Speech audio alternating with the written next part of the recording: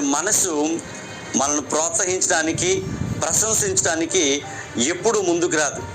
వేరే వాళ్ళను, దూరంగా ఉన్న వాళ్ళని, వారికి లాభాన్ని చేకూర్చే వాళ్ళకి ఇచ్చే ప్రశంస తమతో ఉన్న వాళ్ళకి ఇవ్వాలంటే కొంతమంది మనసు అసలు ఒప్పుకోదే. కొన్ని కుటుంబాల్లో కూడా చూడండి, భార్యాభర్తలు ఉంటారు.